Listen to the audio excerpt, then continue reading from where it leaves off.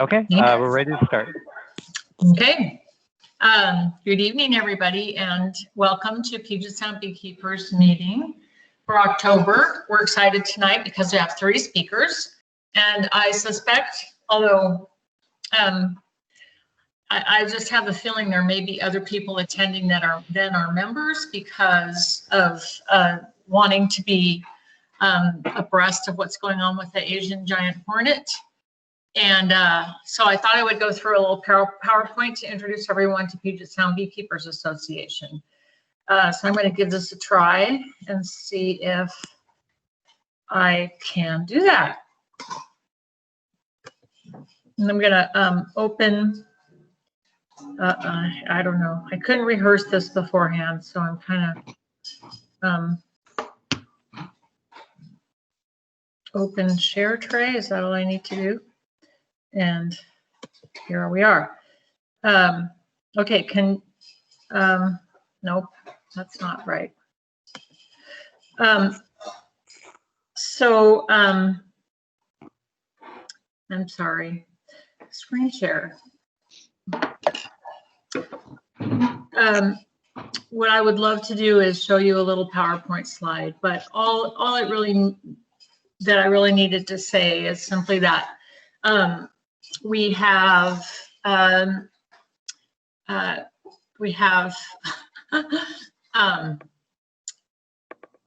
it's all in my head with prompts from the slides. So the exciting thing is that we have voting coming up in November. We have 12 people currently on our board and a couple of openings for new members. If you'd like to participate, reach out to one of the board members or send me a note at president@PugetSoundBees.org, and we can talk about how you feel about it. You can participate at the meeting and see if it feels like a good idea. So that will be posted in the president's message in mid-November. The date is November 17th, so we're all looking forward to that. And we are a 501(c)(3) corporation, which means that we are entirely volunteer run, and we welcome your involvement. Some of the key things that we got done this year is that we distributed 10,000 pollinator seed packets for the 4th year in a row. So that was exciting. Even in times of COVID, people request these and we mail them out. And we are proud of being able to help pollinators, not just honeybees, with some wild flowers. And and so I also wanted to mention that membership at Puget Sound Beekeepers is $20 for the year. And with that, you get several benefits. And we welcome your membership if you'd like to participate and get more involved, have communications come directly to you. That would be wonderful. So anyway, from here, I'm going to turn it over to Tracy Klein for our November, for our winter preparation. She has a presentation for us. So we're going to make a switch on the fly. Cassie has to drive to Blaine this evening. So she asked if she could go first. So I will cede the floor to Cassie. Hi guys, can you see me, hear me? I think we're good. Thank you for making that switch. Again, thank you guys for allowing me to be a guest here and allowing me to present to you and talk at you a little bit about Asian Giant Hornet. It's been kind of blown up the last couple of days in the media world, so I am just going to do my best I'm going to run through a little bit about the biology of Asian Giant Hornet, kind of what the WSBA is doing, and then at the end, I'm just going to kind of run through a couple imposters or different insects you might see that might resemble Asian Giant Hornet. Hey, Cassie, quick housekeeping thing. If everybody could mute their lines, and then Cassie, we're getting a little bit of an echo. If your speaker is on the maximum volume, if you could just turn it down a couple notches, those two things should get rid of the echo. Okay, am I not echoing anymore? I heard it on my end as well. I'm trying to mute everyone so that you and Tracy are the only ones not muted. So hopefully that fixes it. And I am actually going to share a screen with you. I have a presentation. So can you all see the slide here that says Vespa mandarinia, Asian Giant Hornet? Yes. Okay, so I'm gonna talk at you for like 15 minutes. Since it's virtual, it's kind of like me doing a lot of blabbing, so bear with me. Like I said, Asian Giant Hornet, Giant Sparrow Bee, you know, the infamous murder hornet. But anyway, so what do we want to know about the Asian Giant Hornet? Well, obviously it's the largest hornet in the world, between 1.5 inches to 2 inches in length. You can recognize it by that large orange-yellow head and the orange-yellow striping bands on the abdomen.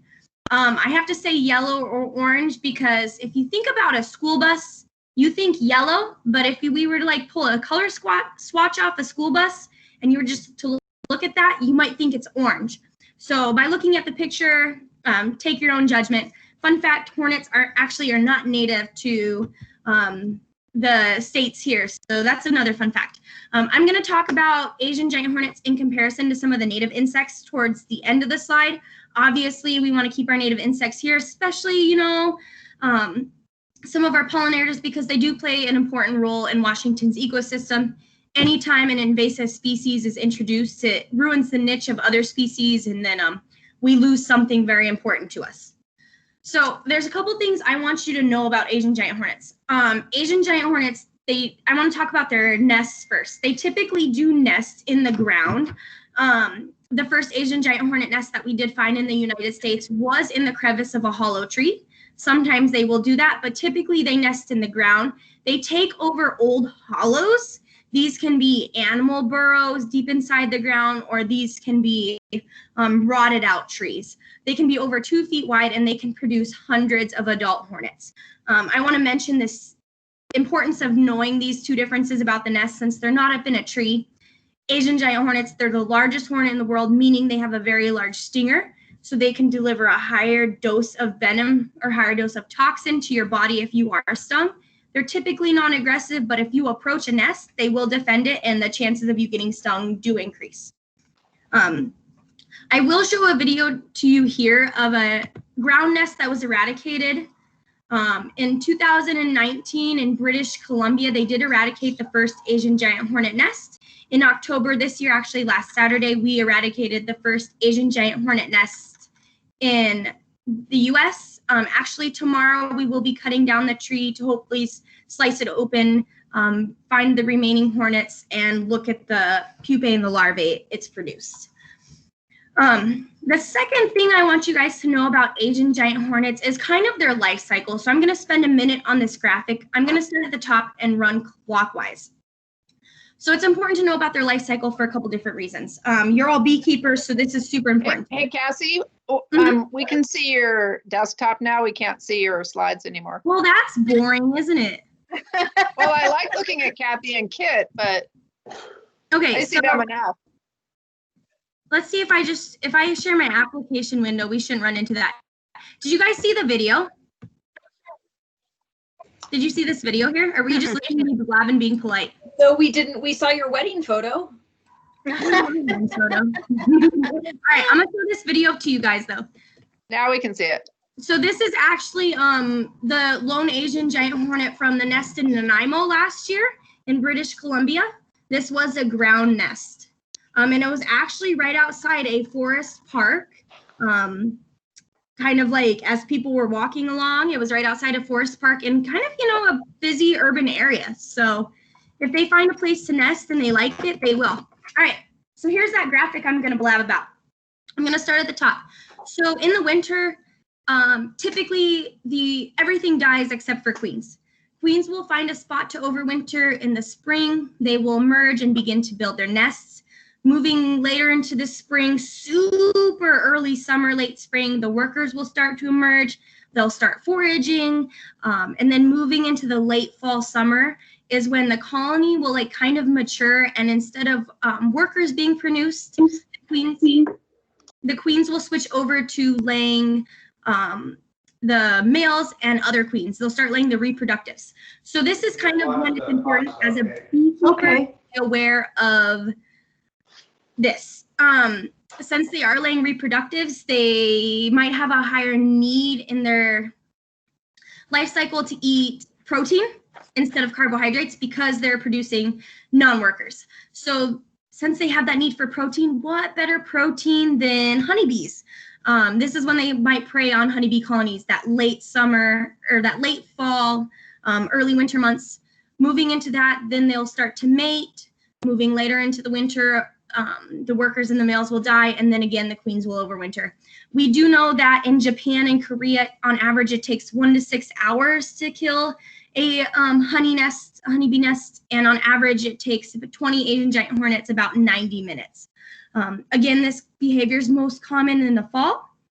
And the last thing I'm going to touch on this life cycle that is kind of the hardest thing as we're trying to track and find nests is we don't know how far queens can disperse.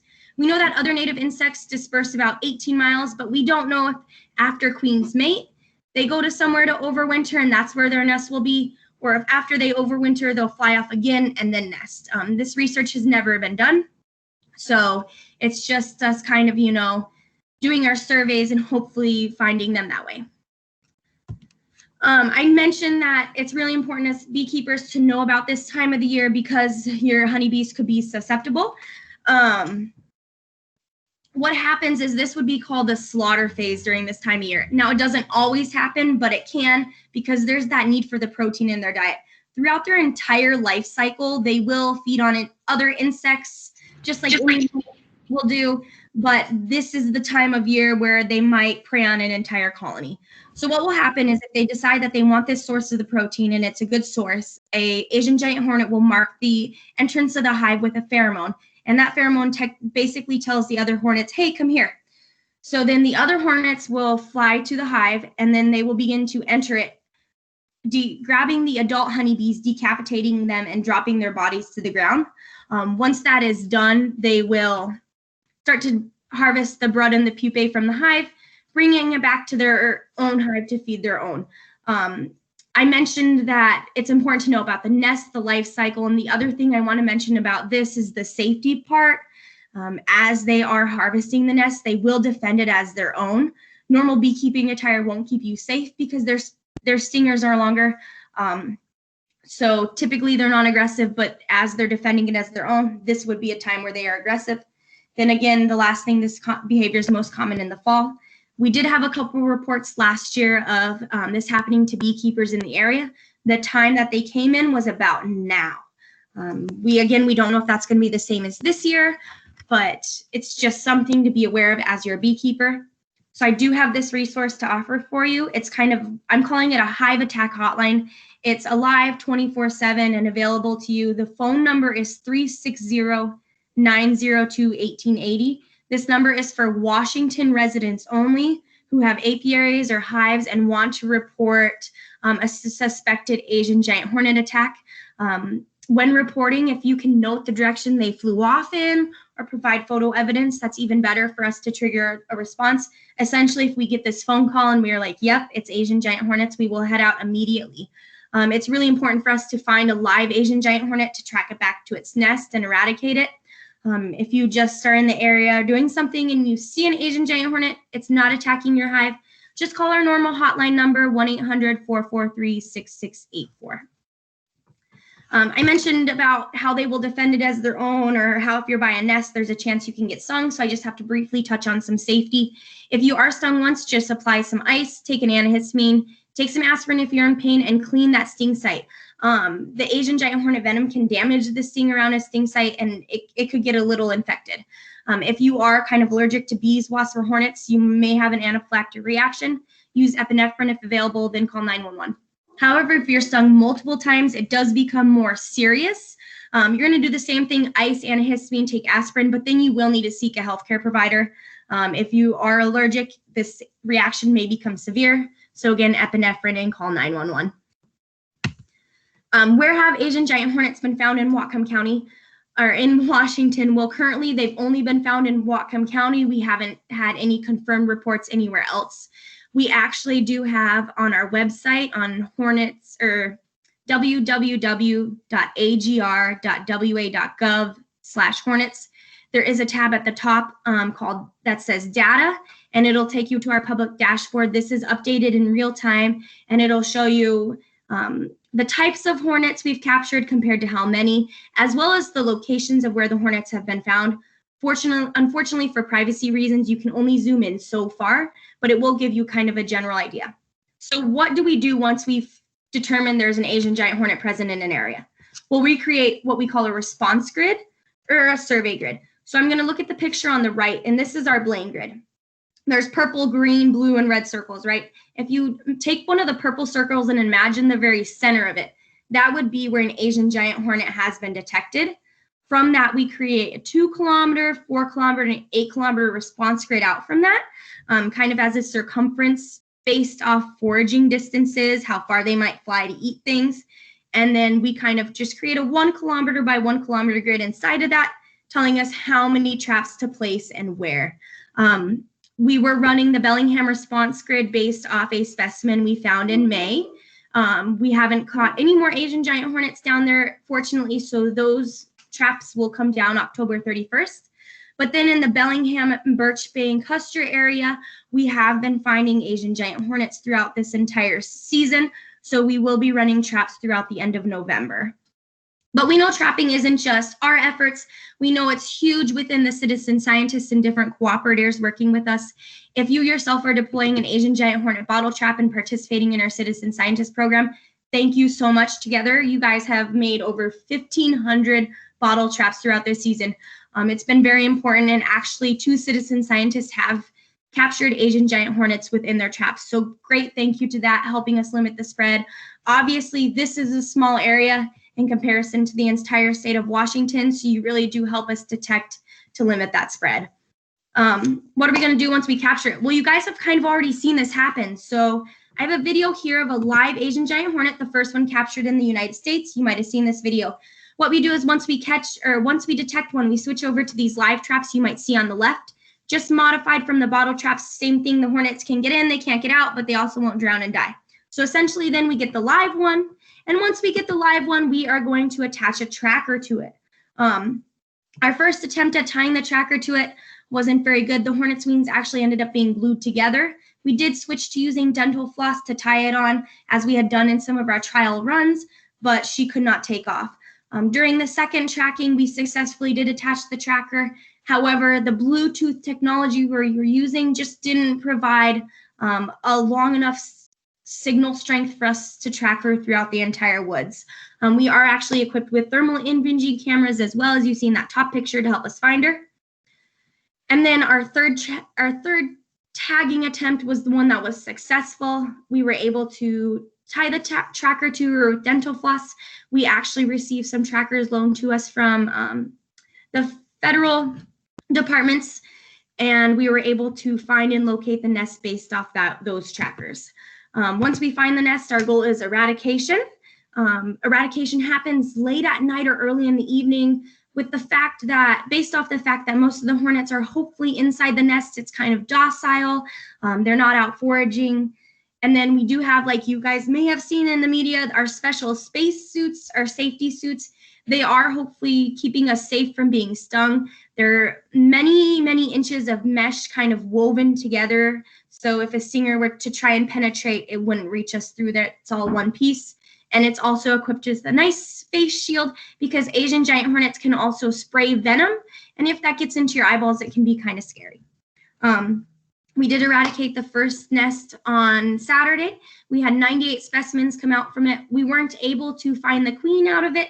That kind of makes sense based off studies and the idea that the queen is inside the nest, and as the nest is being, as we are kind of near the nest, the workers would come out to defend it, but that's not a habit of the queen. So we hope to crack it open tomorrow, find the queen, as well as the tracker. We know the tracker is still inside the nest as well by using our tracking equipment after.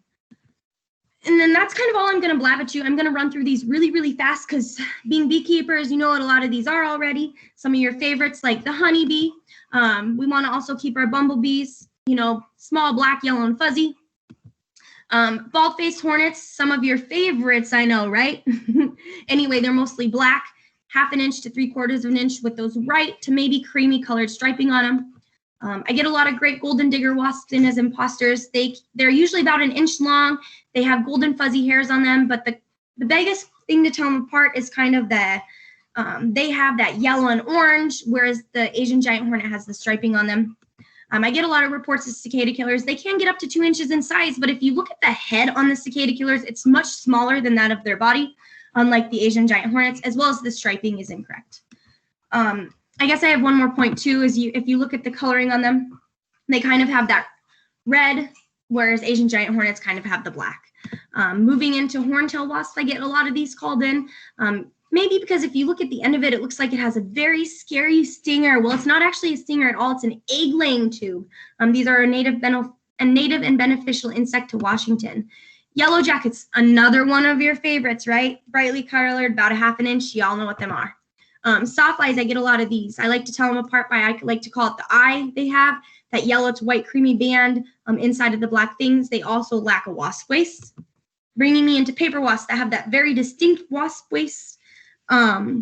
Usually about 3/4 of an inch long. But if you're unsure if it's an Asian Giant Hornet or not, the best thing to do is report it to us. I want to know what it looked like, what you saw, where you saw it, anything you noticed it was doing. If you can get a photo, even better. I can't confirm or deny it to be Asian Giant Hornet without a picture of it. If it's dead, go ahead and collect it just in case we want to see it or test it later. The best place to report it to is online on our website. There is a reporting form. It has boxes on it for you to fill in all the info we want. It's agr.wa.gov/hornets. If you do go online and fill out a report, you will not get an automated response back on what it is. So it's not an Asian Giant Hornet unless we call you. If you want a response back, send us an email. That's awesome. It's hornets@agr.wa.gov. And then if you want to also send us a phone call, our hotline number is 1-800-443-6684. If you just want to connect with others about different hornet activities and what's going on with the WSDA, we do have a Facebook group, facebook.com/groups/hornets. Here is my contact here at the end, Cichorz@agr.wa.gov. I'll go ahead and post this stuff in the chat box for you to view, as well as the Hive Attack Hotline. But that's kind of all I have for you today. And then if you have any questions, I'm going to do my best to open it up for questions right now. It might make the most sense if people want to raise their hand, and then we'll call on people. So there's a little icon, if people aren't familiar, that looks like a hand, and just click it and it'll raise your hand. So it looks like Chris Potter's at the top of the list. Yes, and that's Chris Porter. Great presentation. I have a question. Is there a reason in the one slide when you talked about bee sting and how it's being treated that they recommend aspirin as opposed to like an anti-inflammatory or Tylenol? Is there a rationale that they just picked aspirin? So this was developed by the health department with Washington State. So I can't say why they advise aspirin instead of like an anti-inflammatory. That's just what their recommendation was to us. So that's just what I have to give out. Okay. Mm-hmm. Great. Kathy Cox. Okay, Cassie, thank you for the presentation. That was a question for you about the drones that are raised. Does a queen mate with her own drones? No, so typically the queen's life cycle, I believe, is, now this isn't always a thing, but I believe kind of like the queen and the nest is only a one cycle thing. So once that cycle is over, again, there will be a new nest. All of the workers will die. The queen will, kind of have her thing, and then the new queens will begin to mate later in that fall and disperse off. A nest is known to produce, it can produce anywhere up to like 300 queens, but only about 30% of those will go through the winter. And also not all of them will mate. So it's kind of, that's what the research tells us. And then everything that I can tell you off of them being here is still completely uncertain, since it's the first time they've been introduced to this range, as well as the first time they're interacting with all the different species we have. Like, for example, like paper wasps and yellow jackets. We don't exactly know how they're going to interact with them. So I'm still unclear. What drones do the queens mate with? Is it from another nest? So like honeybees do not mate, their queens don't mate within their own hive. Yep. They go elsewhere to look for a drone. Yeah, so no, it'll be the ones within the same hive. Moving into like the months now, she will start to kick out the males and the new queens, and then they will mate, and then they will move off. Thank you. Sorry about that. I misread your question the first time. I thought you, yeah. Tracy? Thanks, Cassie. I have two quick questions. First, how many workers do you anticipate that a typical nest has at this time of year? So typically nests, well, it's great if it just has workers at this time of year. Based off of what our lead entomologist, as he was looking at the drones that we harvest off this nest, or then what we harvest off this nest, he thought that all of them to be workers, about 100 of them. Since these nests are kind of new and that this insect still isn't established around here, we hope those numbers could be low, but the numbers could be up to like 200. They could be larger than that. We hope the numbers could be a lot lower though. And do you also anticipate that they'll eat yellow jackets and other insects in addition to honeybees? I can't say anticipate. We don't know if they will or not since they've never been introduced to that species. Some of the things we have been seeing though in some of the areas is some yellow jacket and some paper wasp nests that do seem to be kind of empty, but it's also, you know, it's the time of year for that to happen. So. Thank you. Another question from Kathy. Oh, sorry, I forgot to lower my hand. Oh, no problem.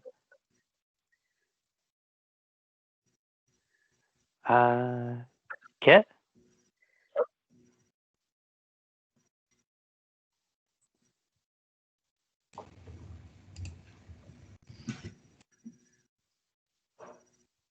Kit, do you have a question?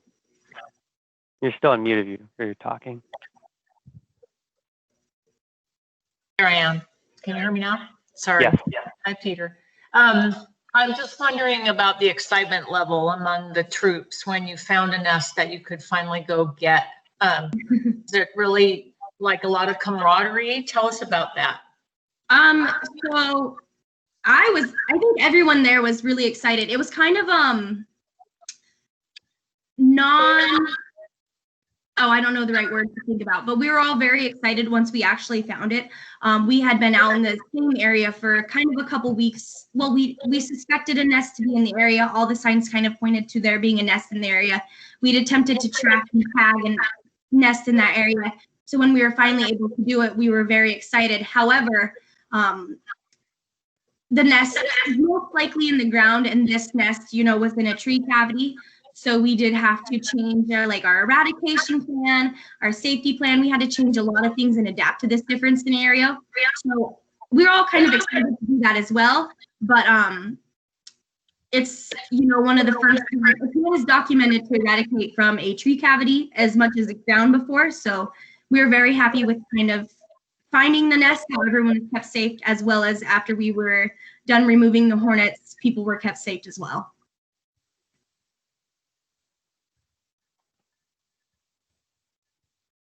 Great. Peter, did you have a question? Your hand was raised and it's not. I was just going to ask for an update about the nest in Blaine that was, all the stuff from this past weekend. So I feel like that's been done.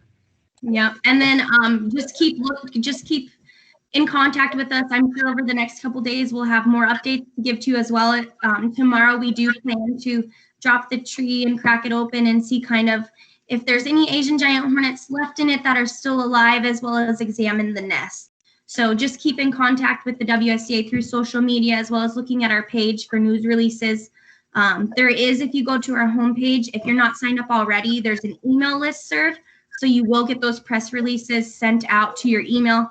That way you're getting the links to like the press conferences, as well as any photos we can offer at that time. Looks like a question from Brian. I'm kind of curious. You were saying that it was a real possibility that you were going to find that the nest was underground. How were you planning to capture it if that was the case? So pretty much kind of the same way we did it within the tree. We are still going to use the vacuum. We are still going to seal out the cavities. Once we were done vacuuming the nest up, we would have dumped in the CO2 and stuff the hole.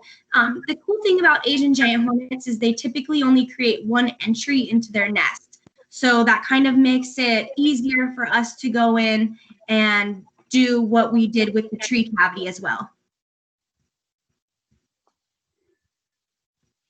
Thank you. Any other questions?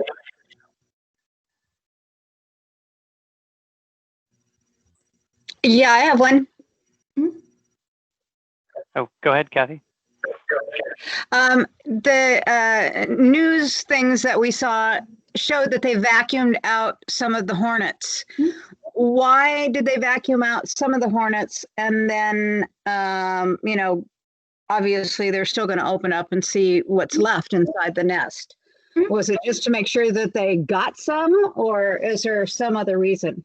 So essentially, removing the hornets from the nest will keep us safe. You know, removing the hornets removes the hornets from the area you want to work in, so you can get a hold of the nest. And since there's one entry into the nest, something that we could do is we could have used a pesticide to kill the hornets and then essentially crack the nest open. We may have to use pesticides in the future to do so, but one of the ideas we came across was sealing it up, vacuuming the hornets out into a canister, so that way we were being eco-friendly, and then we would be able to enter the nest. Because typically when you do approach a nest, they become aggressive, they start swarming you, they fly around. So if we can get that out of the way, then we can get in that area and work to remove it and take it out safely. So that's why they basically saran wrapped it to make sure that they didn't come out and swarm you. Yep, and that also will kind of keep it protected and sealed in case there is one or two left in it that, you know, the carbon dioxide didn't get, or there's one or two that try to forage back. They're not able to get back into the nest. You know, we did place some sticky traps around. That's kind of what we see them doing in Japan and Korea. That way, you know, there's just no movement, nothing going alive in that nest. So that when we do go back and we drop the tree and crack it open, everything's kind of ready to go. We will be wearing our protective gear. We will be ready if there is any potential hornets that are, you know, ready to rock and roll, that we can handle it and take care of it as needed. Great. Thanks, Cassie. I will interrupt and say that there's a question in the chat box about what British Columbia is doing. We do work pretty closely with British Columbia. We have bi-weekly meetings with them where we share what we're doing, they share what they're doing. They share finds with us as well as we share finds with them. If we do find a Asian giant hornet close to the border, they will place additional traps around there. They did experiment with some protein traps about last month, and then with no luck, they switched back to carbohydrate traps. But right now they're kind of just trying to see if they have any Asian giant hornets. They aren't actively catching them. They did have one find, I believe, about a week to 2 weeks ago near Langley, kind of near the border of where we were seeing Asian giant hornets. So they've just really increased their trapping around there, and we kind of stay in communication. Tracy, did you have a question? I did. Yeah, Cassie, could along those lines, can you elaborate more about the collaboration with the Japanese or Korean entomologists? Yeah, so our lead entomologist, as well as our managing entomologist, they do a lot of emailing back and forth, as well as kind of a lot of video and chat phone conference calls. A lot of the, pretty much, I mean, obviously all of the research comes out of Japan and Korea. That's where they're native to. So it's just a lot of collaboration, we get a lot of helpful suggestions kind of from all around. We look at their research and what they're doing, and then we kind of apply that to what we're doing. And then after we've done it, we kind of share with them how it worked for us. So it's kind of just a two-way road of, here's different ideas. Some we might roll with, some we might not, as well as some things they can take back from us and some things we take back from them.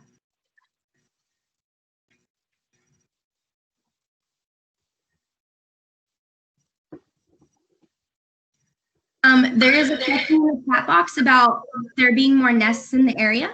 The team has we kind of are based off what our survey results are saying. We do suspect there to be more nests, maybe not within the same area, but kind of within the general Blaine, Custer, Birch Bay area. We do suspect there to be 2 to maybe 3 more nests. It's just kind of based off our survey results and where we're finding them. We don't have anything more to go off there, but we do suspect there to be more nests in the area. We did not find the queen during the picking up of the nest, but we will most likely find her tomorrow. She's not likely to be with the rest of the workers that will come up to defend the nest during that eradication we had.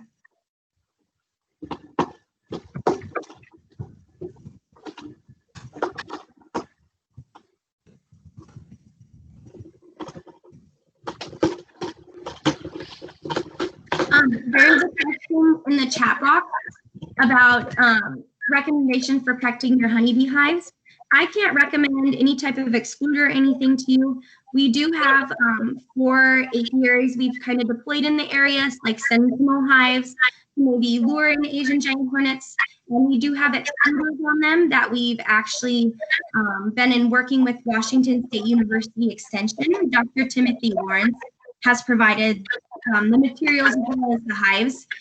So if you're interested in any more information on kind of excluders or different research that might be going on around them with Asian giant hornets, that's probably your best contact. Again, that's Washington State University Extension Office, and specifically the Island County office.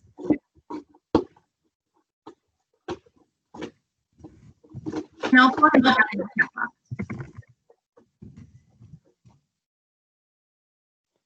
There's a question from Andre.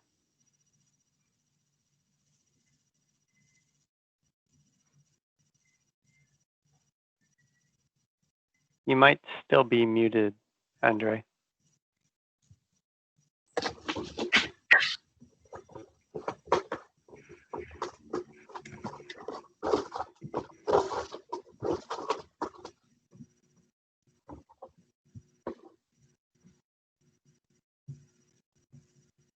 Andre, I don't know if you're talking, but you could try typing your question in the chat box.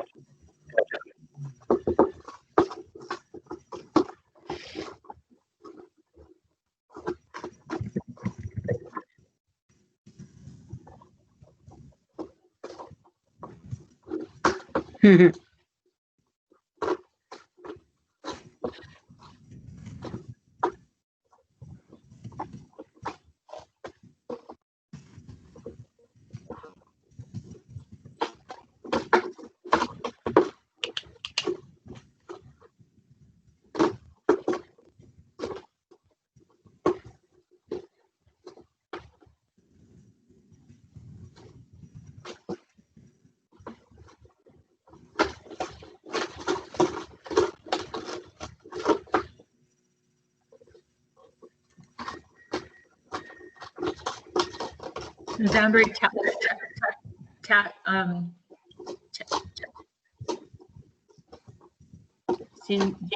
giving us his question in process? Yeah. It looks. I got it, Jeff. So Andre asked Cassie, was there any DNA analysis done to see if these are part of the first family captured in BC? So essentially with the first couple Asian giant hornets that we found, we took a leg off of them to get their DNA analyzed to see kind of which origin they were coming from. I know that in British Columbia and us, they came back different, being one from Japan and one from Korea. So essentially they did go back to being different.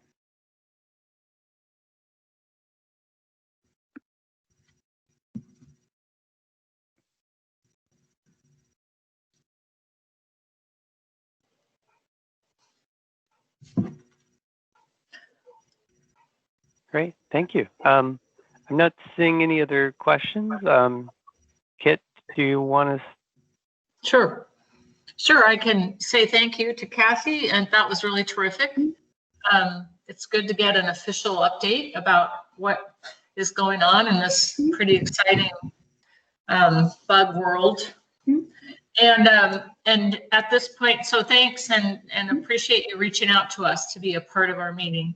Yeah. Thank you guys for letting me talk. Too, if in the future, like you just want me to pop on real quick, 10 minutes and give you just an update off if we have anything or if not. I mean, like sometimes it's a lot of work to follow social media and things like that. I am more than welcome to do so. Real quick, I saw 2 questions in the chat box. Do we think the colony has started throwing off new queens yet? Based off of the 98 ones we sucked up, after just looking at them, they thought they looked to be all workers. So hopefully not any queens yet. Theories on how they were introduced here, we can't say for certain, but most likely some type of freight, shipment, cargo, or potentially maybe a traveler, but some type of commodity that was coming this way or freight shipment or anything. But yeah, again, thank you guys so much for letting me be a part of your meeting. And I hope everything else is well in the bee world. I hope your bees are being safe and healthy and there's no mites and no problems and neighbors are being loving. No mites, of course not. They don't hang around here. I had heard the rumor that someone actually imported the hornets in British Columbia as a delicacy to eat. So that's actually in Japan and Korea, Asian giant hornet larvae, like the larvae and the pupae, is a delicacy. They do eat it over there. That's kind of why the reason why Asian giant hornets may be still established. A lot of them is kind of, they take the hornets, they make them into energy drinks. People will use they will manipulate the hornets as their personal collections to make different hives above ground that you wouldn't normally see into different sculptures. But mainly just the larvae, the pupae, it's a delicacy to eat after the hive has been harvested. It's pretty popular over there. So there's, different types of culture maybe playing into different reasons. Yeah. So that is a very common thing over there, and it's happening this time of year. Yeah. It's fascinating that 2 different types are here at the same time all of a sudden. Yep. So, wow. Okay, well, have a great evening, and thanks I'm glad we could tuck you in so you could make things work. Thank you, and hopefully I can be back soon and we can meet again. Okay, wonderful. All right, have a good night. Happy Halloween. You too, I love you. Thank you. So now we move on to Tracy Klein and our winterizing story. Always the best. Awesome. If you'll bear with me for a minute and I will pull up my slides.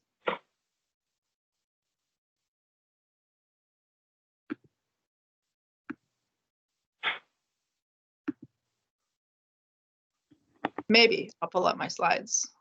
Best laid plans of mice and men often go astray. It's not like I don't use MS Teams every day for work.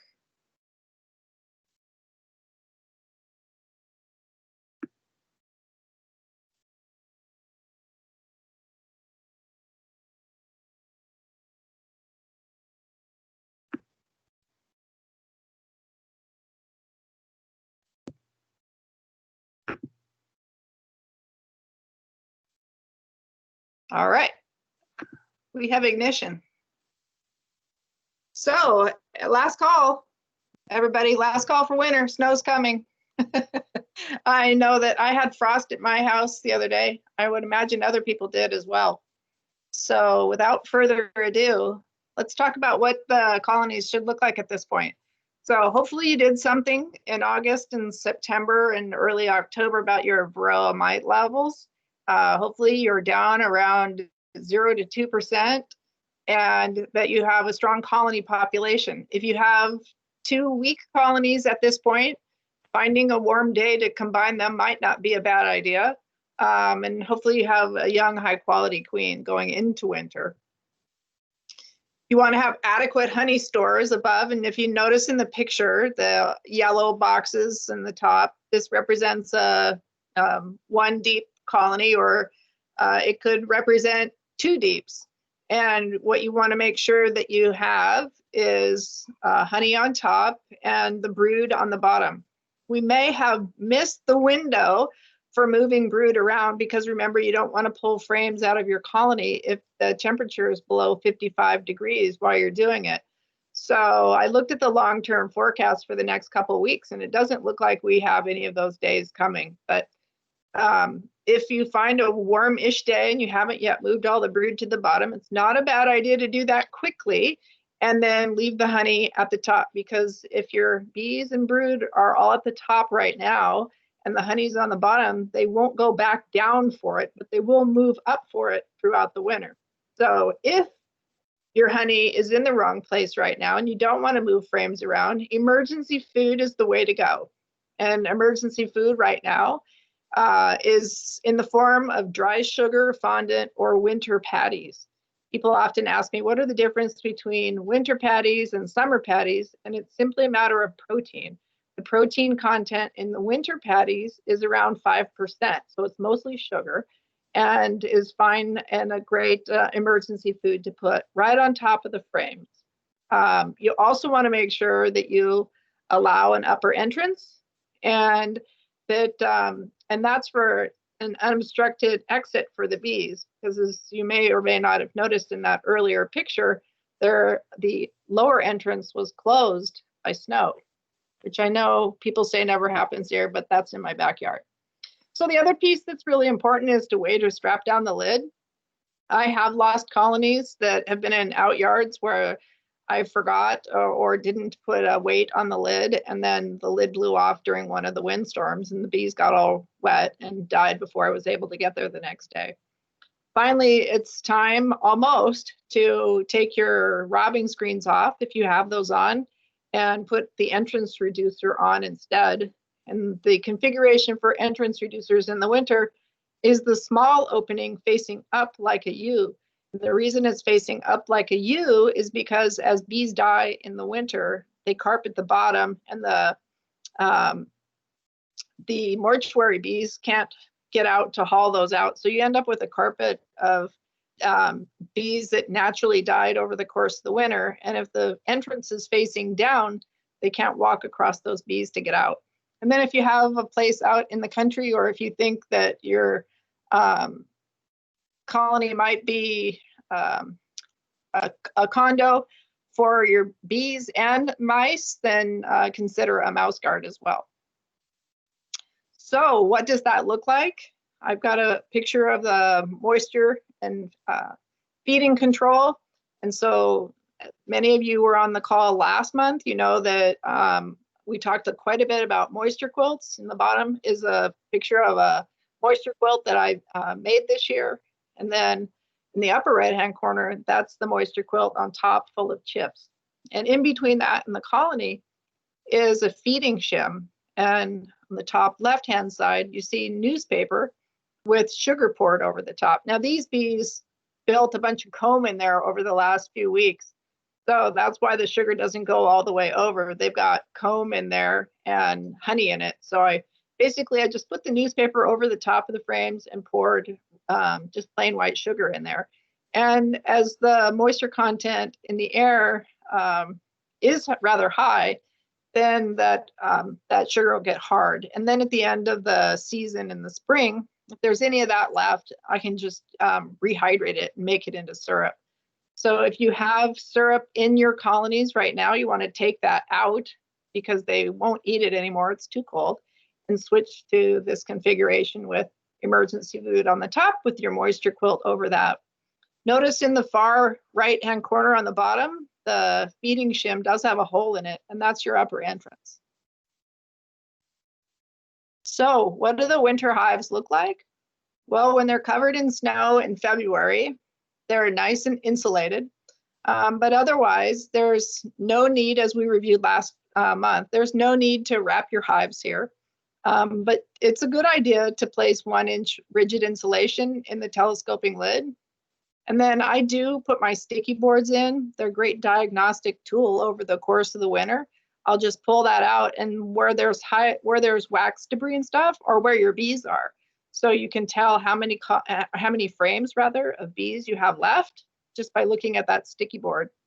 And then of course, again, it's really important to weight those down. Note that I have a variety of weights on my colonies there. One has a brick on top, the other has a scuba weight on top, and one has a fancy rock. But it really doesn't matter what you use for weight, and it really just depends on how windy the setup is where your colonies are and how heavy of a weight that you want to put on there. Of course, also the heavier the weight, or if you use one of those ratcheted tie down straps, it does help seal the cracks and keep the wind and the rain from getting in sideways.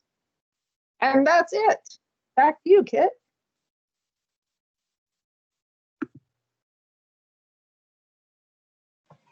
That was quick. Thank you. I promised I'd be quick. Well, yeah, quick. That was quick.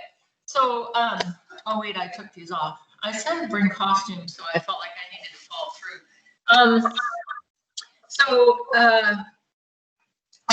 I just want to comment that I believe the next 2 days are going to be warm, 58 degrees on Wednesday and Thursday. So I'm not quite done in my bees, so I've been paying a lot of attention to the weather, and I think we can still manipulate in the next couple of days if people need to get in there and do some final touches, like me. Okay, so should we wait and hold questions until after Peter speaks? I think that's what we'll do and honor Peter's efforts to share his experience with Foulbrood. He had a good story. I thought I asked him to tell us about how this is actually a reality here in Seattle. We kind of think all we have to do, we're lucky without them. But so can I turn things over to you, Peter? Yeah. Hi, everyone. My name's Peter. This is my wife, Amy Beth. Rainy Day Bees is our small honey company. So yeah, American Foulbrood is a disease that I certainly had hoped to never encounter and had reasonable expectations of hopefully never encountering, because, you know, you don't hear about it a whole lot up here. Or being around up here. You know, you hear about it in really, really large operations, especially ones that have been around for a long time. But for most of us, you know, as long as we're reasonably careful with, you know, cross-contamination with other people's apiaries, there's no reason that we necessarily expect to see American Foulbrood in our operation. It's the reason that we don't feed our hives honey. A reminder. It's why no one is supposed to Yes. feed their hives honey from ever. unknown sources, especially. Slight digression. I was at the Northwest Flower and Garden Show a year and a half ago, and there was someone selling a bee waterer. I think I've talked about this at PSBA before, and it pissed me off because they were telling people to add honey from the grocery store to their bee waterer. And I practically had a shouting match with this guy about him telling people to give my bees American Foulbrood in the middle of the Northwest Flower and Garden Show. Anyway, so just a quick reminder about what the two Foulbroods are. Then we're going to go into American Foulbrood, what I saw. We've got a quick video. Hopefully it's going to work for everyone. Then we'll talk a little bit more and take any questions that might come in. So there are two Foulbroods. There's American Foulbrood, which is the one that I had this summer. That is the worst of the two. I'm going to spend lots of time talking about that. The other one is European Foulbrood. They are not related to each other. The reason that they're both called Foulbrood is because if the disease is sufficiently progressed, there is a foul odor. They are different odors depending on whether it's American Foulbrood or European Foulbrood. American Foulbrood, you might smell a sulfur-ish smell. European Foulbrood, I didn't look this up right before the meeting, but I believe it was more of a methane-like smell. Don't quote me on that. No, it's... don't quote me on that. But it's a different smell than American Foulbrood, and American Foulbrood is very much a sulfur smell. European Foulbrood, if you get it, it is frequently caused by stress, poor nutrition, all of those sorts of things. It frequently pops up in the spring, Oftentimes, it'll work itself out. Many people do recommend requeening. I believe there was a presentation at PSBA a year ago saying that there seems to be a more virulent strain of European Foulbrood that does require antibiotic treatment to really deal with it, which really sucks because it's next to impossible to get antibiotics for honeybees at the moment. But overall, European Foulbrood can be dealt with. American Foulbrood, if you get it, is a much bigger deal. It pretty much always, thank you, Kathy. That I was going to say that and then I was not confident of myself. American Foulbrood, if you get it, you do have to destroy the hive completely. That means burning the frames, minimum scorching the boxes with a torch, usually euthanizing the bees. There are a couple of ways you can get around that. We may, if there's time, talk about that just a little bit. I did, in my case, choose to euthanize the bees as well as destroying the full hive. After calling an experienced beekeeper and having them recommend that, they're like, I would not take that personal risk with my hives, was his, because the risk to more hives, to all of your hives, is so great. Yep. So I'm going to move into what I experienced this summer, and we're going to talk about identification in some of this as well. So I took some bees up into the mountains, Snoqualmie Pass area. Myself and a friend between us had 24 hives at this one apiary, getting fireweed honey. And in early August, I believe it was, I was going through, we were just doing standard hive checks. And I got into this one hive and I opened to the top and I was like, oh, looks pretty good. There's lots of honey on it. That's awesome. Good brood pattern, good laying. It looks great. Got down to the next box down. That's maybe 2 boxes, 3 boxes down, whatever it is. Honey box, top box of brood looked decent. Got down to the next one. Started the pattern started looking, not quite as good, but no worse than I would expect for just, Varroa. So I was like, okay, well, this colony probably has Varroa. That sucks. I'll need to treat it. But, I was probably going to treat it anyway. But then I looked a little closer and there was a little silver dollar sized patch of brood that had capped brood that had punctures on the sides of the cappings. This is one of the things that you do look for with American Foulbrood, is punctures on the sides of the cappings. Other things with the cappings, they can be sunken down, they can look oily. I didn't see either of those things. It was just the little punctures on the cappings. There was no smell. There was no smell in this hive. Once again, I thought, okay, there's some, punctured cappings, probably Varroa. The bees are, starting to tear them out, throw out the pupa because, Varroa damage. But it was enough that I thought, okay, I'm going to do a quick ropiness test on this hive. So I found a stick, stuck it in this cell, swirled it around, pulled it out, and it roped, which I had never seen before because I'd never had American Foulbrood. In the video that I'm going to show you, there will be 3 ropiness tests. Hopefully you'll all be able to see that since I think that is one of the most helpful things. The first ropiness test is negative. There was no roping whatsoever in that one. The second one is questionable. It ropes just a tiny little bit, but European Foulbrood can rope a tiny, tiny, tiny bit as well. In the case of American Foulbrood, it's supposed to rope 1 1/4 to 2 inches out of the cell. If it ropes more in the 1/2 inch to maybe 3/4 of an inch range, more likely to be European Foulbrood. So that second ropiness test in the video was not conclusive. The third test that you'll see, it roped out a lot. Pretty clear American Foulbrood test. You'll also see a couple other things. But let's go ahead and see if this video is going to work.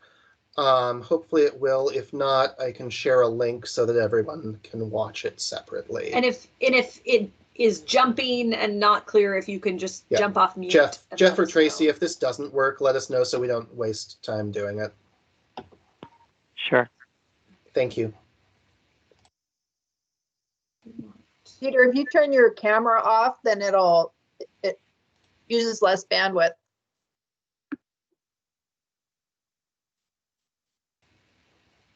When I was out in the apiary on Tuesday, I found a hive that may have American Foulbrood. Yes. I'm wearing gloves, disposable gloves, so that as I'm going through confirming whether or not it is indeed sick, I can dispose of these gloves afterwards. And this is my hive tool from Tuesday. I scorched it when I got home. It should be disinfected, but I went ahead and bagged it anyway. After I work today, we're going to disinfect it, scorch it again.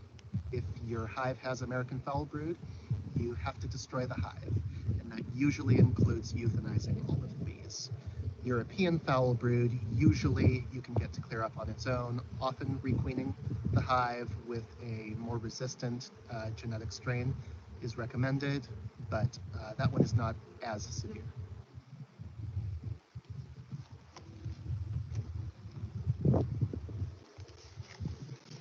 Lots of honey. It'd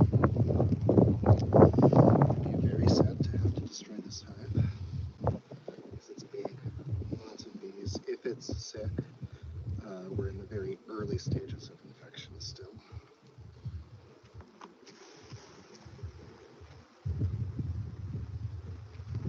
So all of that looks really healthy. Yeah, no sign of disease on this frame at all. That capping's a little bit sunken. So you may or may not be able to tell this capping right here. It's a little bit sunken, and you can see there's a tiny perforation there. I saw more disease on a different frame on Tuesday, but we'll go ahead and test this one just to see what happens. Put that in, kind of stir it up, and it did not rub. So that's a good sign. And try that ropiness test again, sticking in a stick, doing this, and then I'm going to do, okay, there you might have been able to see it roped just a tiny bit, but very, very, very little. So there's a rope. Can you see that? So we're going to test this one. It's got that little puncture in the capping. I'm not 100% certain that one's a Foulbrood puncture, but we'll find out in just a second. Looking likely. And I'm going to do that and drying it out. Gosh, yeah.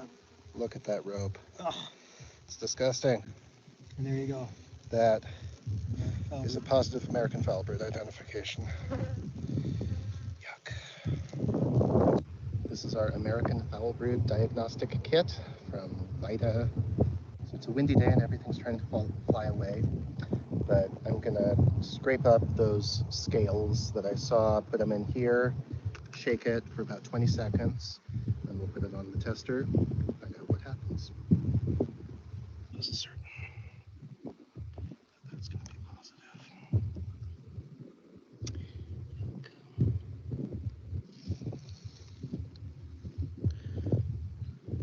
I'm gonna grab one because I'm not sure I actually grabbed all of that other one.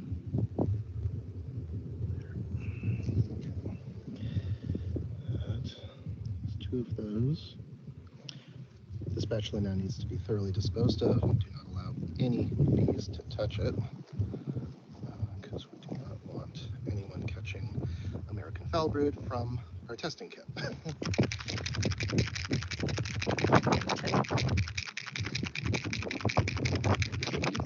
So here's the test kit.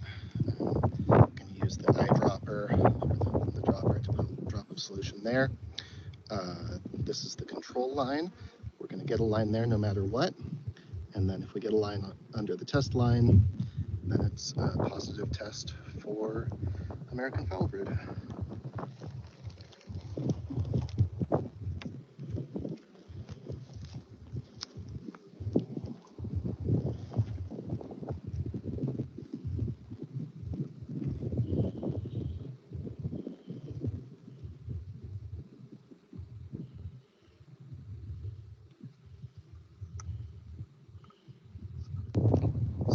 may or may not be able to see this. But we do have a line on the control, and there's a very faint line on the test as well. There are 2 lines there. If there's any line on the test at all, that means it was positive. So yeah, we do have American Foulbrood in that hive. The entire hive needs to be destroyed. Usually that includes euthanizing all of the bees. It is our first time. I will also need to I'll need to check all of the other hives in this apiary pretty closely to make sure that they aren't infected too.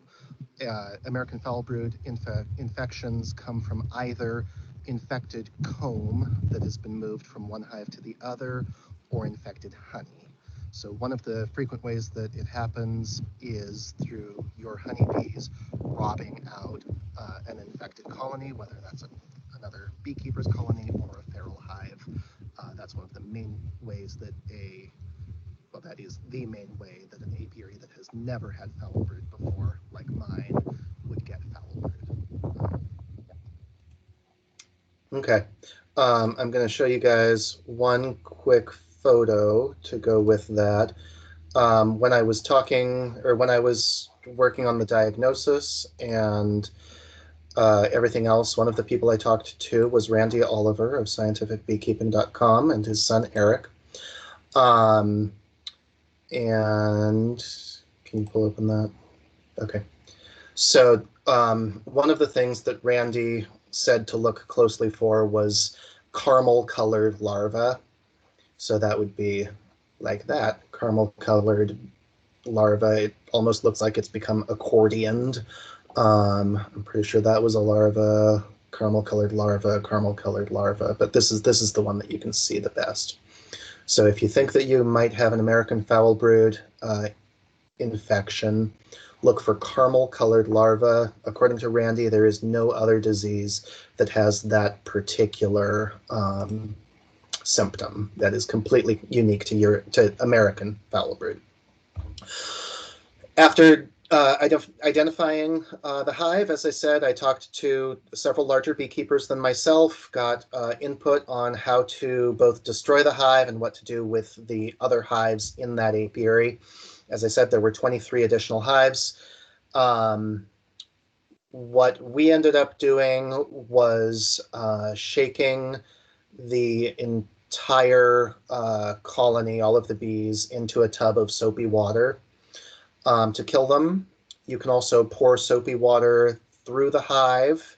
You can pour, I saw something online about pouring diesel fuel through the hive to kill all of the bees.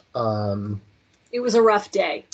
But you don't burn the hive while the bees are still alive inside it. If you do that, some bees can get out and they can go on and infect other colonies that might be in the area if they're infected. So you do want to kill the bees before you destroy the hive. But our timing was really poor in that when this started when we sort of were dealing with this was when all of the smoke and fires were, so then there was a big burn ban. So our original plan was to burn the rest of the equipment, but we had to pivot a little bit with that. So we destroyed the infected hive, and we did very, very, very intense frame-by-frame inspections of the rest of that apiary to make sure that there was no symptoms in the rest of that apiary. We did not find any symptoms of sick hives in the rest of that apiary. On the recommendation of a couple larger beekeepers, we did treat all of the other hives in the apiary with an antibiotic. Antibiotics cannot cure an American Foulbrood infection. The spores are resistant to American Foulbrood. However, according to the larger beekeepers that I talked to, if you're concerned about it spreading from one hive to other hives, it can prevent it from spreading to new hives. I have not done my own research on that. I am taking their words as at face value in that. Also, as I said earlier, it's very, very difficult to get a hold of antibiotics at the moment. So for many of us, that wouldn't have even been an option no matter what. The rest of the hives in that apiary are going to go into a pretty strict barrier management system. So that entire apiary, once it was moved out of the mountains, was moved into a quarantine area by itself. And no equipment is going to move out of that apiary or hopefully into it for the next year, while I keep a close eye on those hives to make sure that no more American Foulbrood pops up in them.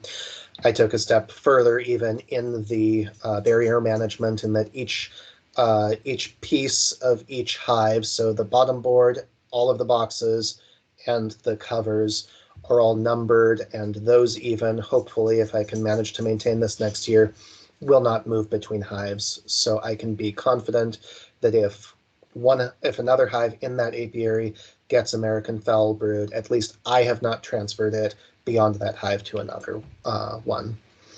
That is essentially what I wanted to talk about as far as American Foulbrood is concerned. Source. I, of course, and everyone, if you get something like this, are going to, be, knocking your head against the table going like, where the heck did I get American Foulbrood from? I've never had it in my apiary before. I've never had it in any of my apiaries before. I don't know anyone who's had American Foulbrood before. I have bought nucleus hives on occasion from beekeepers that I trust. This particular hive was all my equipment. It had never touched anyone else's equipment. So I am, and because I've never seen it in any other hives, I'm reasonably confident that it was not a question of equipment contamination. And that hive had been up in the mountains for some time before. The other thing that makes this question more difficult is it had been in the mountains for 1 to 2 months when I first noticed the American Foulbrood, and I'm reasonably confident I caught it fairly early in the infection. So I also am like, it doesn't, and there are no other bees up there. The only bees in the mountains at this elevation are my bees. So it's not like it robbed out hives up there, but maybe it robbed out a hive down here. So Kathy, that was kind of what I was talking about. When I go up there before the bees are up there, there are no feral honeybees.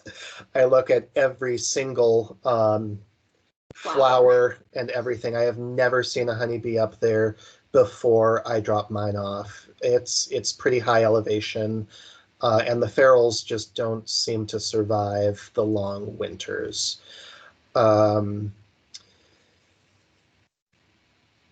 Chris, I am not aware of any carrier insects. I know that honeybees are the only insects that are directly affected by it. But as far as whether something else could carry it from one hive into another, I am not certain of that.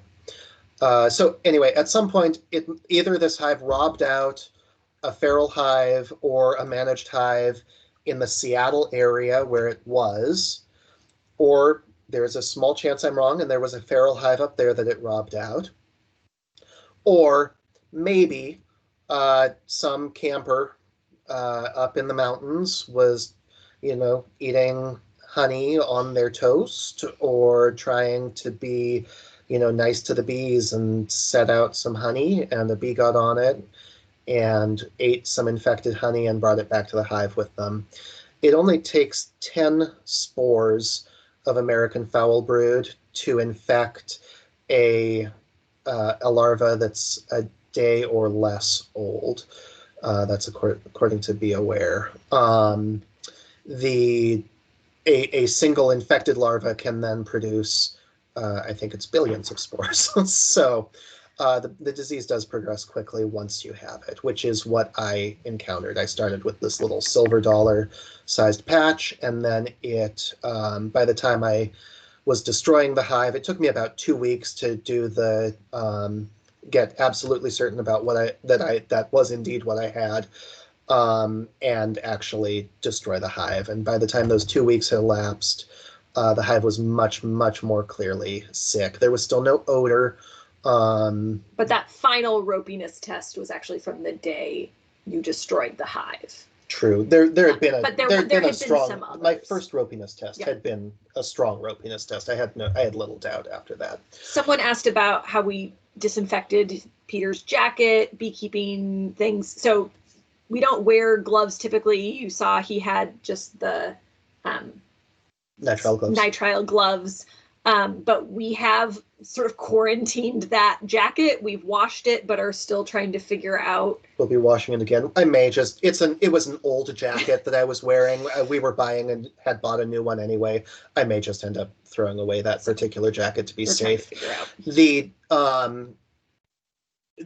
American Foulbrood is primarily spread through infected honey, infected wax, and to an extent infected propolis. So as long as you're certain that, the clothing, protective gear, hive tool, whatever, is clean of all of that stuff, you're probably not going to transfer American Foulbrood. I do recommend your hive tool. If you have any concerns whatsoever, wash your hands very, very, very, very thoroughly, and you can burn your hive tool either with a blowtorch, or you can just stick it inside your smoker, get the flames going really, really hot, and that'll sterilize your hive tool as well. And I will put in the chat a link to the video, which is on our Instagram. It's also on our Facebook. And I just mentioned that because we will be posting the second video soon. I'm just still editing it, of the actual sort of destroying of the bees and that process as well. We just wanted to get this one. And there is a much more fun video on there of us doing our first hive rescue on a genie. We got a call from Sound Transit. So if you want something more fun than having to kill bees, that same week actually that we had to kill the hive, we got to rescue one too. Rescue one from way up in a tree. So yeah. That's a fun note. Yeah, Kathy said normally she torches the tool in between apiaries. That's a great choice. One more just quick thing to Kathy's question. Any other beekeepers near me? The only other beekeeper anywhere near me, as far as I'm aware, was Brad Jones. He was in that same apiary with me, former president of the Puget Sound Beekeepers Association. We go up and do the mountains together in the summer. When I talked to the Forest Service, and he also searched his hives very, very carefully after we found this one, and there's no sign of anything in his either. The Forest Service has told me that there's only one other beekeeper who's approved to place hives in the entire South Mount Baker, Snoqualmie region, I think it was, maybe two other beekeepers. That doesn't mean that there aren't more people placing hives without a permit, but to the best of my knowledge, there are no other beekeepers anywhere within foraging distance of me. This question, did we do anything to treat the ground around the infected hive? So American Foulbrood is not a disease that necessarily infects the ground. As I said, it's in the honey, it's in the wax, it's in the propolis. And then the bees have to take it from either, if it's wax or propolis, it's usually the beekeeper transferring that, or woodenware. But in the natural bee products, propolis and wax, it's usually the beekeeper transferring that between hives, or the bees transferring honey between hives. That would be how it would spread between hives. So I didn't worry about the area directly around the hive, other than, obviously if you splashed some honey anywhere that the bees could get to from that hive, that would be a very, very significant concern. Yeah. Someone's asking more about the exact time of year. It was end of August was when we found it. You sure? No? I was thinking beginning of August. She's going to double check the date for me. Maybe it was mid-August. We'll go in the middle, because I think I destroyed it very beginning of September. So the middle, August 29th was when we did the test. So you found it a week before that and destroyed it a week after. Yeah. So mid to end of August was when I discovered this. But American Foulbrood is not seasonal. Unlike European Foulbrood and many other diseases, it's one that will strike colonies at any time of year. And then once you're infected, I read some really interesting research about how the disease progresses, but usually it goes pretty much exponentially once you're infected. We really didn't want to have to be experts in American Foulbrood, but this is what 2020 brings. So we were like, okay, next challenge, let's do this. I think are we on to Annie? Or yeah, Anne? I was trying to figure out the torch versus disinfect, hive tool, So Anne, hand sanitizer. There's a few different, yeah. bleach. Some people do try to use bleach or other disinfectants. The safest thing to do is to use fire. Burn it with fire, kill it. Yeah, as Tracy said, torching your hive tool removes the propolis. And disinfectant isn't going, if you've ever done brewing, some of you will know this, there's a difference between cleaning and sanitizing. You can clean it, cleaning is removing the Gunk. the gunk from it. And until you do that, you can't sanitize it because the gunk is going to hide bacteria or yeasts or whatever underneath it that your disinfectant, your sanitizer isn't going to get to. Any other major questions that people have that I may have missed before we hand it back? I think we're probably good. I think that was just great, and I'm so glad you took videos. Thank you, Kathy. I thought that was important when I was like, okay, I'm doing this, I've got it. I need to be able to show other people what I'm seeing so that Yeah, it's The final great set educational tool. a very tired Peter and Brad after their long day inspecting every hive, and they're losing light, and it was definitely a hard day and a hard thing to deal with. But we, when I was the president of Sonoma, sorry, say that again. I was going to say when I was president of Sonoma County Beekeepers, we had one bad beekeeper who just didn't want to get rid of his equipment, and it was awful. It spread throughout the community, and I'm just glad that you were very good about sanitizing and taking care of everything and not bringing anything back. Yep. Good on you. Thank you. Yes. I think we did everything we possibly could. Yeah. Thanks.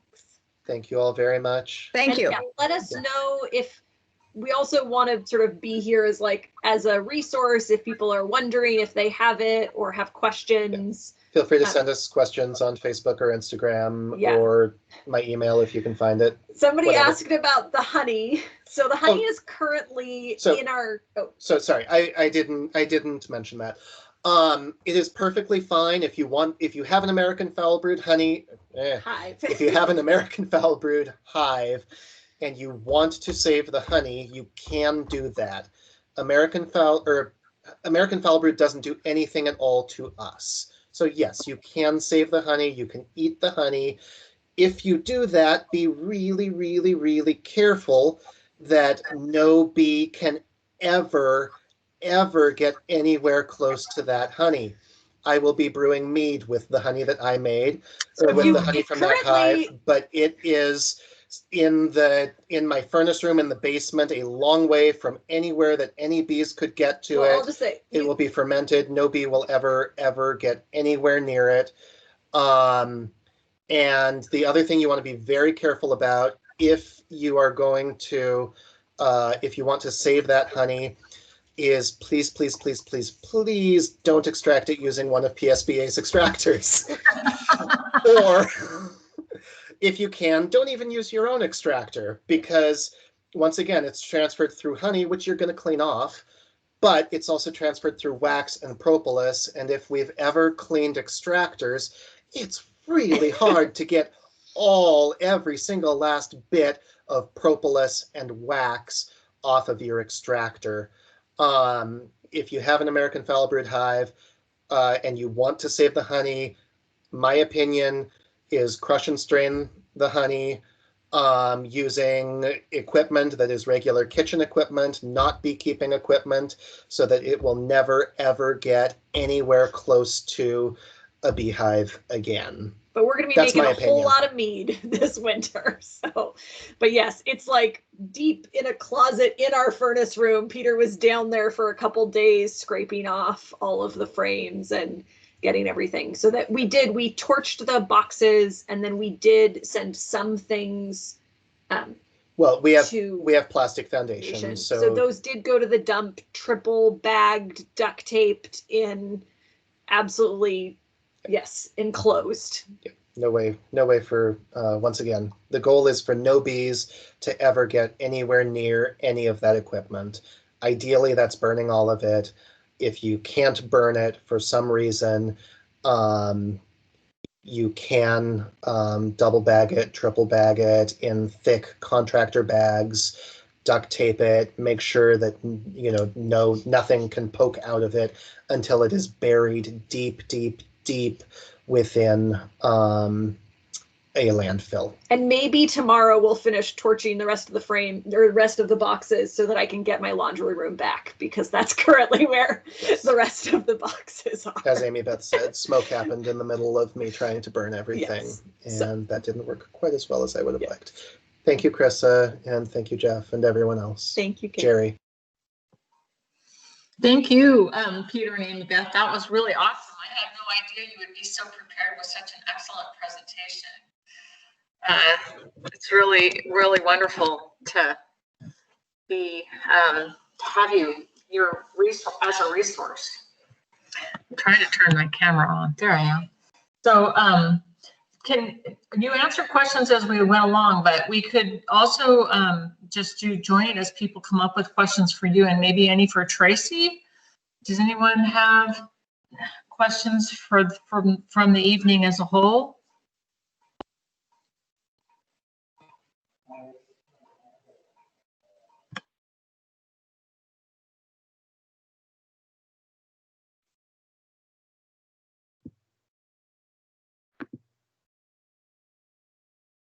So Adam just asked in the chat, when do you remove your queen excluder? I take those off when I take my supers off. So as soon as I harvest the honey, the queen excluders come off.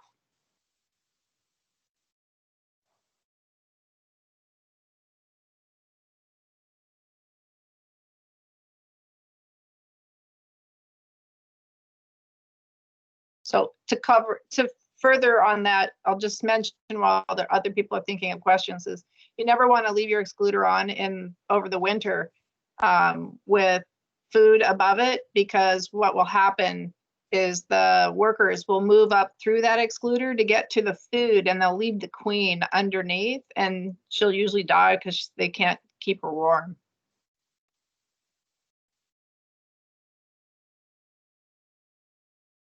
I have a comment for Peter.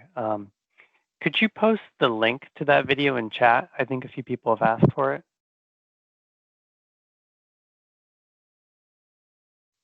Or Amy. Yeah. Thank you. I'll post it both. We have it on Instagram and Facebook, but I need to get back to YouTube. So Brian asks, when do you remove the robbing screens? And I remove the robbing screens after the last of the yellow jackets have died. So after a few really good hard frosts, I'll take those off. Usually mid-November-ish. I almost took them off last weekend, and then I saw a yellow jacket outside of one of my colonies and changed my mind. And sometimes in my outyards, I leave them on all year. So it's not mandatory that you take those off for the winter. But I do, because then it closes up some of the, the airflow, and it keeps the draft out a little bit if I put the entrance reducers on.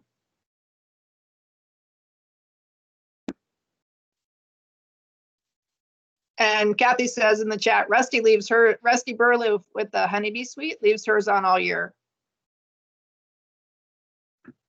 Thanks, Kathy.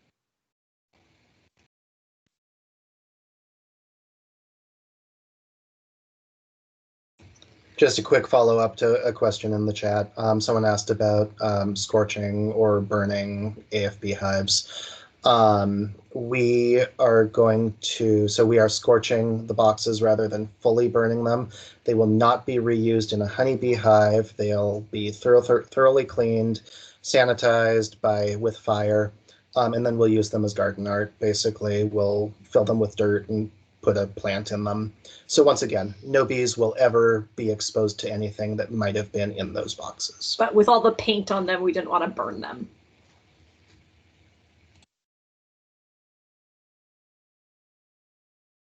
Peter, maybe you should stop using that old lead paint that you found in the garage.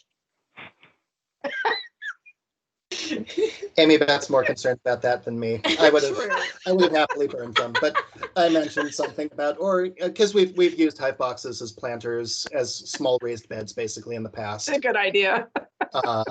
We use them specifically for our citrus trees, so that there are things that like want really good drainage. So they're a little bit off the ground. Yeah, it's a good use for old equipment. Yep.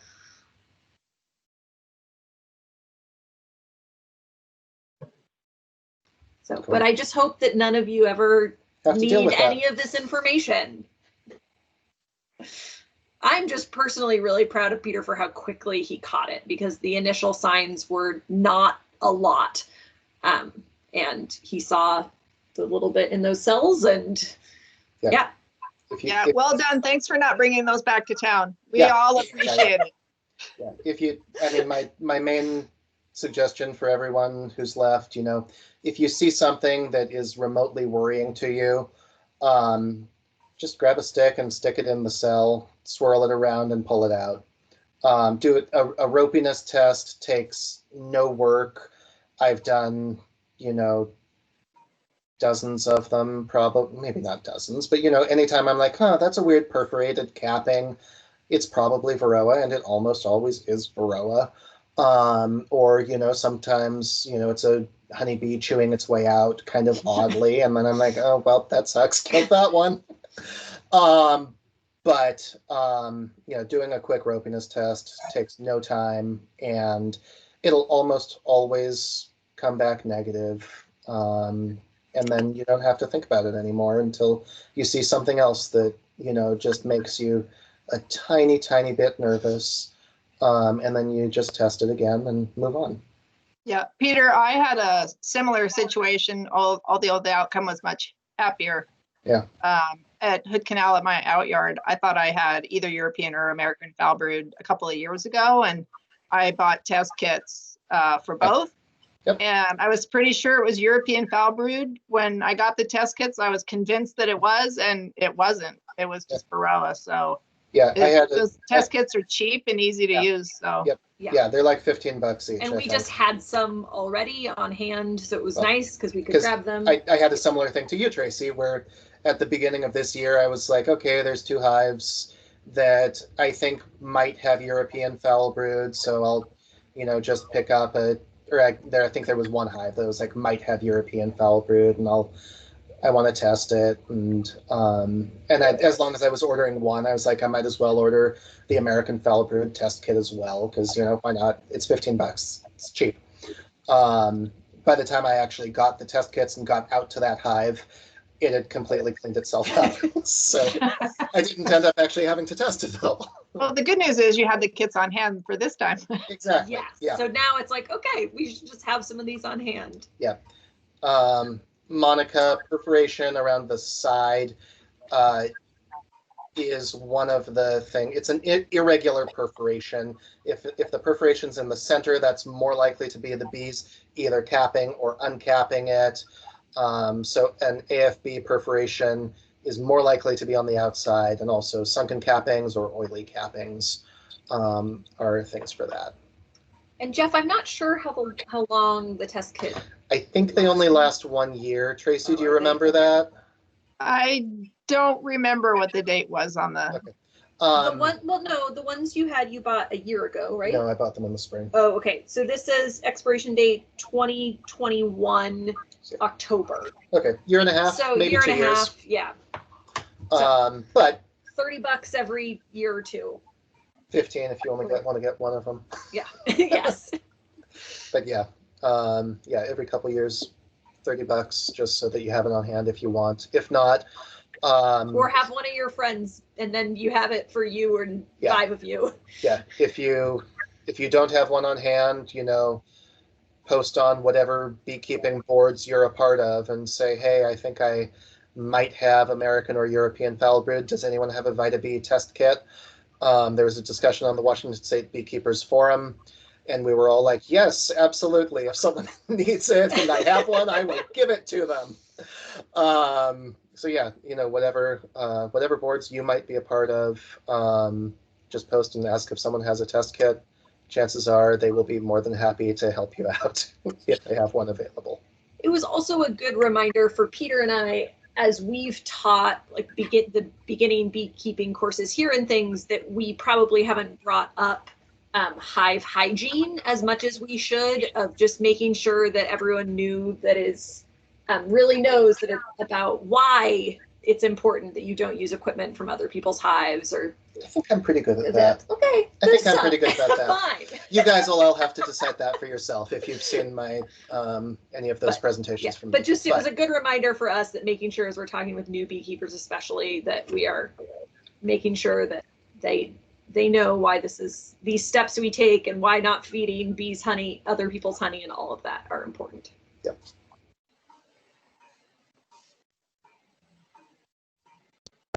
Yeah. So I have a question for you. You have quite a few hives. What are you doing to isolate all the hives from each other so you potentially don't? I mean, it's scary once you identify it. It's like everything's contaminated, but we could miss a lot of things. And then you only check 20 hives in a day, and you've just spread it. So what are you doing as next steps to help prevent that? So yeah, I've got. I think the last 2 years I peaked at about 150 hives. I need to recount at the moment and see where I am actually going into the winter, but somewhere in the 130 to 150 range, I think. So the 23 hives that were left from this apiary where the infected one was, all got extremely thorough inspections. So there at least wasn't any. There were no visible symptoms in any of those, or we would have destroyed them immediately. Those hives are, when we moved them back down out of the mountains, because they're at 4,000 foot elevation and the pass, you can't leave them there over the winter. Wish I could have, and expect them to survive. When they came back, they moved into an apiary by themselves. It is closer than I would. It's on the same farm as one of my other apiaries, which I would have preferred to have them further away if I possibly could have. But they're as far away from any other apiary as I could manage on fairly short notice. So hopefully there won't be much in the way of drift between those hives that are in the quarantine apiary and my other apiary on the farm, or anyone else's apiaries in the area, because there are other beekeepers in the area. There are other beekeepers, pretty much everywhere, at least in the lowlands and the Seattle, Bellevue area. Within that apiary, so no equipment is moving in or out of that apiary for the next year. I'm being really cautious, partially because I did decide to treat those hives with antibiotics as recommended. Antibiotics, as we know, cannot cure American Foulbrood. I was told that it can prevent spread, which is why I used it. But the other thing that it will do is that it's going to suppress American Foulbrood if it's used. So now I have a bit of a dilemma with, I set all of any potential infections in that apiary back to just being spores. So they're going to be in full quarantine for an entire year during which time I'm going to be watching them very carefully to see if any of those hives do develop any symptoms of American Foulbrood. The hive tool will be, I still need to figure out some of this, but hopefully I'll bring a few different hive tools, and I'll be able to scorch the hive tools in my smoker between hives. I will wear blue nitrile gloves and change them between hives so that I'm not transferring any material between hives. The other thing that I did do is every hive received a number. That number is on the bottom board, and every one of its brood boxes and supers, as well as the inner cover and the telescoping cover or migratory cover, depending on what form it was. And I'm going to do my best to make sure that those boxes don't move between hives, so that Hive 1's equipment is going to next year be fully devoted to Hive 1. Hive 2's equipment is going to be fully devoted to Hive 2, 3, 4, 5, 6, so on and so forth. This is possible, I mean, for small bee.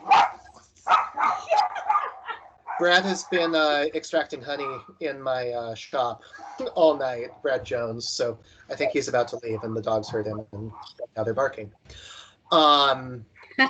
For smaller beekeepers, you know, in enforcing a full barrier system between, you know, your 2 or 3 or 4 hives, you know, isn't too hard when we're getting up to, you know, trying to enforce full barrier on, you know, 23 hives. That's definitely getting a little more difficult.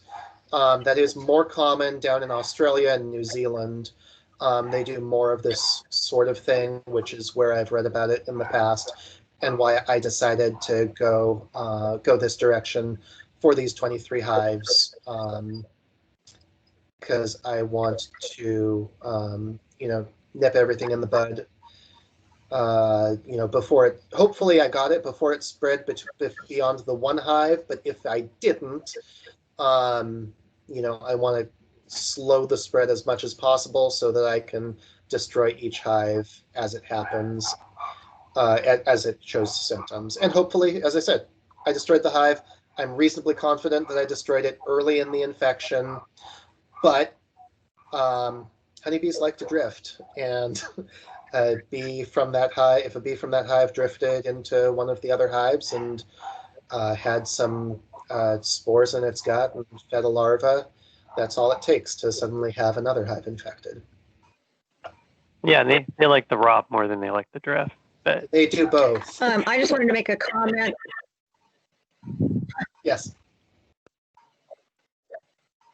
I just wanted to make a comment about new beekeepers, and when they hear about foul brood and things smelling like dirty socks. I had a beekeeper bring a frame to me when I was beekeeping in California, and they said, "Oh my God, I think I've got foul brood. It smells so bad." And what they brought me was a frame with dead brood, and dead brood, you know, it doesn't always mean when your hive stinks that it's foul brood. It could be just dead brood. Yep. And in this case, didn't stink. There was no smell. Many American Foulbrood infections you won't, or European Foulbrood infections, you won't notice a smell. So don't depend on the smell, and absolutely don't freak out just because you smell something. You know, dead larva smells absolutely awful. Dead bees. If you're going into your first winter, you're probably going to smell some dead bees from a dead hive. I'm sorry, but it's likely, and they smell awful. All that moisture. Yeah. Doesn't mean Foulbrood. So are you, outside of your quarantine apiary, are you taking any best practices for the rest of your hives? Are you doing a similar treatment for them to like not spread tools around? And so I'm not certainly going to be as extreme with the others as I'm being with the quarantine apiary. I feel better. I did go through all of the hives all 140, 150 hives after that, after I found the Foulbrood in the one. And I have not found any symptoms of anything that looks like American Foulbrood in any other hive, because it developed the infection in the mountains in an isolated apiary. And I have not seen anything in the rest of my apiary. I am hoping that it was isolated to that one hive, however it got infected. I will probably be at least scorching my hive tool between yards, as Kathy suggested. Which is a lot for us. And which is a lot of yards. I mean, we have like 38 yards. 20, 30, Yeah. 30 yards. Yeah. I had 2,200 hives, and it was just mandatory. My employees scorched their tools, and we even changed gloves in between apiaries. Yeah. And I don't wear gloves, but other people did, and we made sure to change them out. I usually, if I'm wearing gloves, I change gloves between apiaries anyway, so that's not really a big deal. Good. I wear nitrile gloves if I'm wearing anything. Leather gloves, are more difficult to clean. They also remove a lot of your finger dexterity. You kill more bees if you're wearing leather gloves. So yeah, if I'm wearing gloves, I'm wearing disposable nitrile gloves, and I absolutely change them between apiaries, sometimes within apiaries if they rip or whatever. But yeah, we'll be definitely Good, thanks. scorching hive tools, disposing of gloves. And we're talking about some equipment tracking, but there's only so much, like, we're trying to figure out at what scale. Yeah, I need to make some more plans for the rest of my hives for next year. Kathy, if you have any specific recommendations, feel free to pass them on. But yeah, tracking boxes is going to be a lot. Yeah, I would imagine.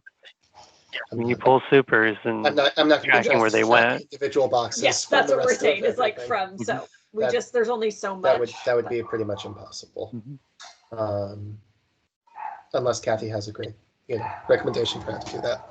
I wish I had some brilliant idea for you, but no, it's just keeping your eyes on everything, basically. And that's what you did. You caught it early, so that's great. Yeah. That's my goal. And we're in our hives a lot, so. Yeah.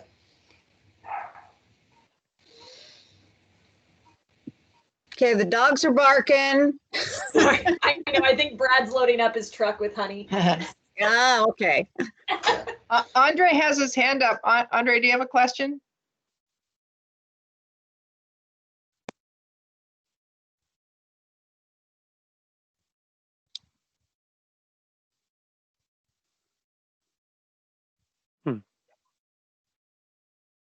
He says he doesn't have his hand up. I don't see his hand up either, Tracy. Okay, it's showing up on my Oh, end. he So. just messaged in chat. He doesn't have his hand up. Awesome. Cool. Any other questions from anyone? No, great meeting. Full of info. Very nice. Thanks, Tracy. Action packed. Thank you, everyone. Thanks, That Peter. was really wonderful. Good night, Okay. everybody. I'll see everybody in November. I'll try and come up with something clever to gather us with more purpose. So maybe there will be another speaker come forward. Thank you. Have a wonderful Halloween, everybody. Good night. Good night. Thank you. Night, night. Bye. Yeah. Ho, ho, Night. ho.